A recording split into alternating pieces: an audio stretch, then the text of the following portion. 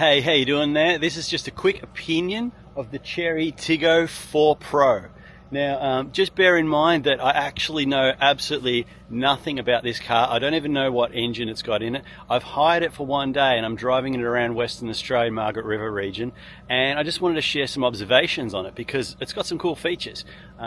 So bear in mind that I don't really know anything about the car aside from one day of just driving it around. So let's have a quick look.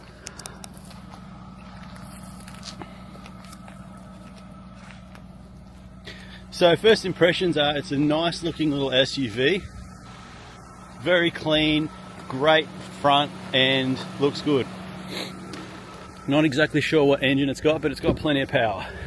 So let's have a quick look. Some of the things that I've found about it, because I think, you know, some of my observations are worth knowing because it's really cool. I haven't owned a car this new before and I don't own this one, but here we go. Some of the things. So the tech in it, it's got a little camera in there, and the camera is constantly watching your eyes. It's watching your face while you're driving, and it gives you these little notifications saying if it thinks that you're distracted, which can be annoying, but it's also like a pretty good feature if you're on a highway or you're doing a long trip, or yeah, it's just a good safety feature. But I did find at times that I was actually putting my hat over the screen to cover the camera because I'm in a tourist route and I'm looking around everywhere, just exploring the territory.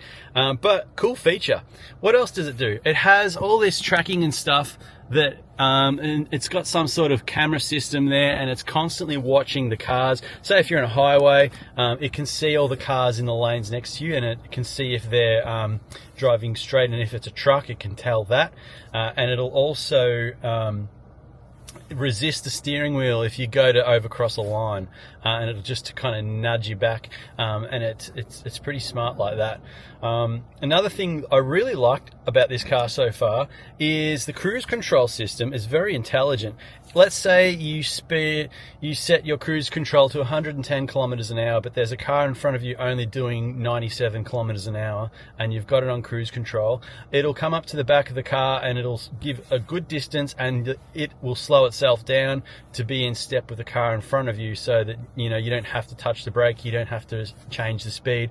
The car will know what speed to be at a safe level. But when you go to overtake that slow car that's in your way into an open lane, the moment you hit indicate and go to overtake, naturally you would think, oh, I've got to step on the throttle, but it does it for you automatically. It's really smart. So as soon as you indicate to overtake the car, your vehicle speeds up to the 110 speed that you've preset the cruise to, and it'll overtake the car without having to touch the throttle, without having to do anything. It's really cool. It almost kind of like drives itself in that essence.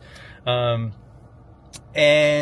another thing that I liked about this car, I mean, Apple Play is great. You know, it pairs up your phone, your iPhone, and this little guy here, really easy to operate, reverse, you know, system, just, yeah, it's kind of space aged. We'll put that back there. Climate control, you know, you've got all that kind of stuff pops up on the screen, and a couple of USB ports in there, and if you're running an Android or something, you can connect it up to the system as well.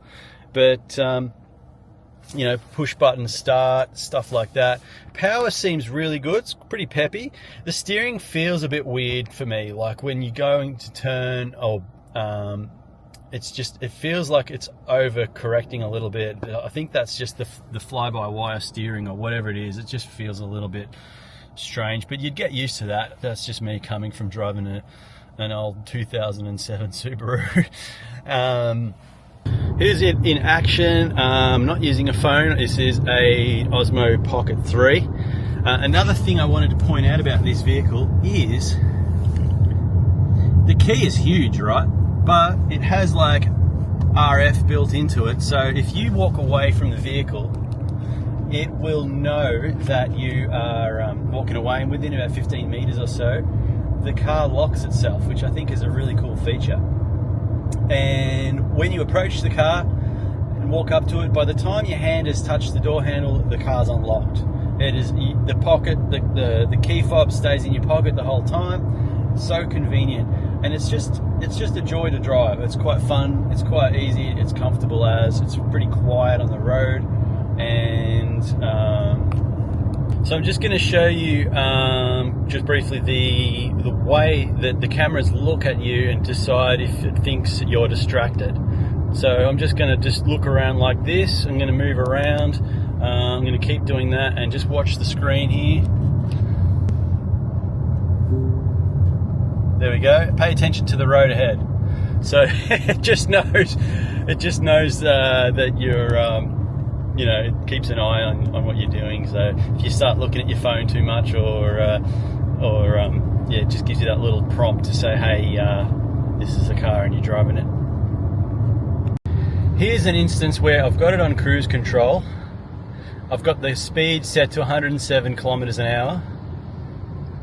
But the car's only doing 62 and it's braking 53. It's braking automatically. I haven't touched the throttle or the brake at all through this roundabout. The car in front of me, that's the distance that it's maintaining. Okay. The car's set to do 107 kilometers, but it's only doing what it can because of the car in front. And this is the distance that it's keeping, maybe 6-7 car lengths. It's a fairly safe distance that it keeps, which is a pretty impressive feature.